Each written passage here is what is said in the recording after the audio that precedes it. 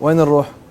إلى والله محافظة بعد ديالى. ما سمعنا هذه يعني الزخات الجميلة قد يعني ممكن الإنسان ذهنه يشرد، أو خصوصا وقت الأمطار تصير يعني ركود بالعوائل، تجلس مثلا في المقاهي الفكرية، مثلا أمور هواية، نروح تقرير أحسن، يحدث تداول، يحدث أمور، فجميل صح هذه الأمور بأنه تحدث بالعوائل. نسمع صوت المطر ونروح نسمع التقرير.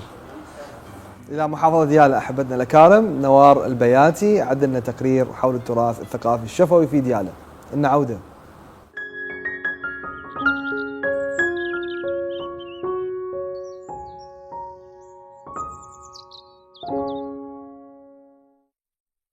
في أجواء ثقافية تنبض بالأصالة والوعي بأهمية الماضي، احتضنت كلية الإمام الكاظم عليه السلام أقسام ديالى، وبالتعاون مع القصر الثقافي في المحافظة، ندوة ثقافية جاءت تحت عنوان التراث الشفوي ذاكرتنا المستقبلية، بحضور جمع من الباحثين والمهتمين بالشأن الثقافي.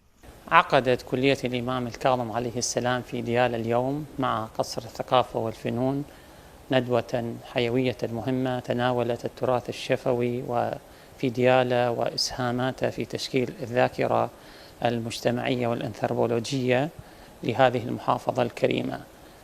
تناول الأساتذة الأفاضل قضايا ومحاور أساسية مهمة تتصل بتعزيز بأهمية هذا التراث الشفوي في تعزيز الثقافة والهوية الثقافية. عقبنا صباح اليوم ندوة ثقافية تناولنا بها الموروث التراثي والذاكرة المستقبلية، وركزنا على نقاط مهمة وهي العادات والتقاليد والمهن التي اندثرت.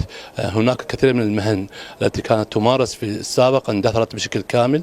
اليوم يعني نسلط الضوء على تلك المهن، على العادات، على التقاليد، على أيضا على الأزياء اللي كانت موجودة في محافظة ديالى والتي كانت سائدة انذاك. اليوم أغلبها اندثرت، الحداثة دخلت إلى كل شيء.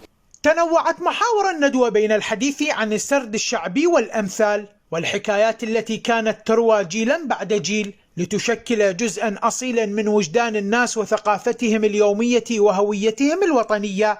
لا سيما الحفاظ على الإرث لا يعني فقط توثيقه، بل إعادة إحيائه للأجيال الجديدة. كذا محاضرات مهمة جدا لأنه تعرف المحافظة بتاريخ المحافظة وإرثها الحضاري الكبير، كما أن هيك ندوات أيضا تنشر ثقافة التسامح والإيمان بالآخر، وهذه قمة الثقافة. وتأتي هذه الندوة على هامش إنجاز الموسوعة الثقافية لمحافظة ديالى، وهو منجز مهم وكبير جدا للتعريف وخصوصا في الأجيال الحالية بالتراث والحضارات وأهمية محافظة ديالى بما فيها حضارة أو مملكة شلونة، وكذلك المراقد الدينية والتراثية والثقافية في محافظة ديالى، وتسليط ذلك ضمن الوسط الأكاديمي.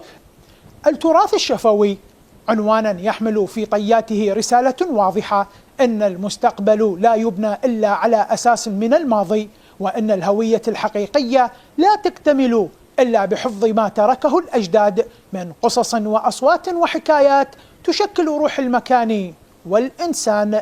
لبرنامج صباح كربلاء، نوار البياتي، محافظة ديالى.